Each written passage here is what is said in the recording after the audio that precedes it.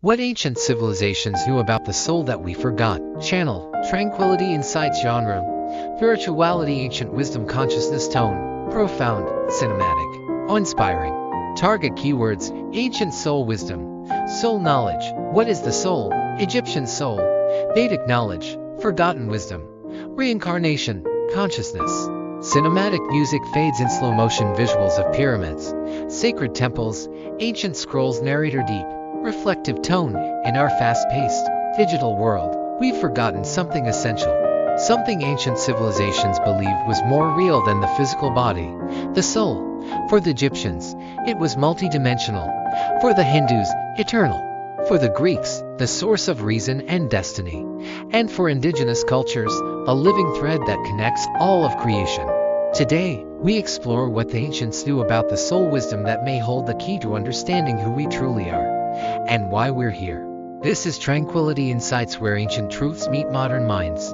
Subscribe now and join our journey into the forgotten mysteries of existence. Ancient Egypt, the multi-layered soul.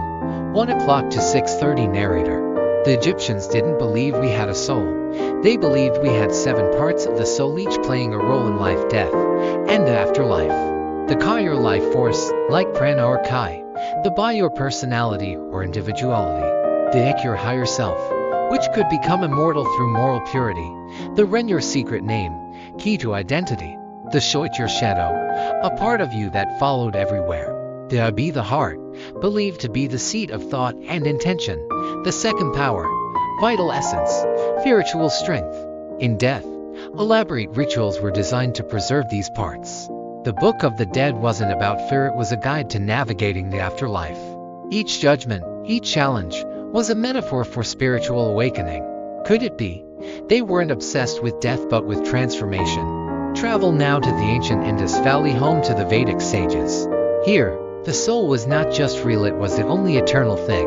The man, the inner soul, was believed to be divine, eternal, and unchanging, not separate from the universe, but one with it.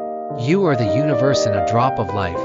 Life was seen as a cycle of samsara, birth, death, rebirth, until one achieved moksha, liberation.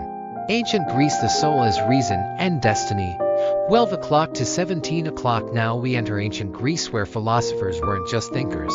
It entered the body temporarily, like a driver entering a chariot. He described 3 parts of the soul: thymos, spirit, courage, and emotion, eros, desire, appetite, and instinct. Balance these and you evo off. Lose balance and you suffer. Socrates, before being executed, said, "Death is the separation of the soul from the body, and that is not a thing to be feared.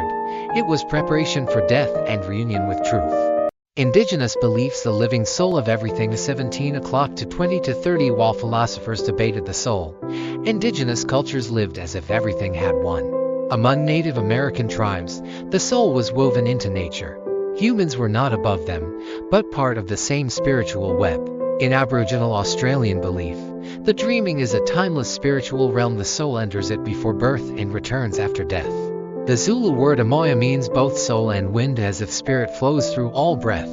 For these cultures, the soul wasn't locked in the body, it moved through ritual, dreams, music, and storytelling. Over centuries, the modern world shifted. We became focused on matter, science, and measurement. We dissected the body, studied the brain, but stopped asking, who is the one who observes the mind? Where does consciousness go when the body dies? Western psychology only recently revisited what shamans and yogs knew long ago. That trauma, healing, and identity are not just mental but spiritual. We replace sacred knowledge with material distractions, but look around, the hunger for meaning has returned. People seek mindfulness, energy healing, past life regressions, not because it's trendy, but because something ancient is calling us back. Narrator. Interestingly, modern science may be circling back. Quantum physics shows particles can exist in multiple states at once, that observation influences outcome, that time and space may not be what we thought. Near-death experiences, past life memories in children, psychic phenomena once dismissed are now being rigorously studied by institutions like the University of Virginia's Division of Perceptual Studies. Could it be? Ancient wisdom was never superstition, but insight into dimensions we're only just rediscovering. Part 7. What the ancients were trying to tell us, narrator. So what did these civilizations all agree on? The soul is real. It existed before birth and survives death. Life is a school for the soul. Living in harmony with spirit brings peace and purpose. Forgetting the soul leads to suffering. These cultures were separated by oceans, time, and language, yet they reached the same truth. Maybe it's not that they were wrong. Maybe it's that we stopped listening. Narrator voice slows. Maybe you're not just a body, not just a mind, but a traveler on a longer journey than you can remember. And maybe, just maybe, your soul chose this exact moment to awaken. So ask yourself, who am I? Beneath the thoughts, the roles, the fears, because ancient wisdom says, the moment you remember your soul is the moment you begin to live. If this message resonates, give this video a like. Share it with someone who's seeking deeper answers. This is Tranquility Insights. Return to the wisdom of your soul. Comment below what ancient tradition speaks to your soul the most. Subscribe for weekly deep dives into forgotten truths.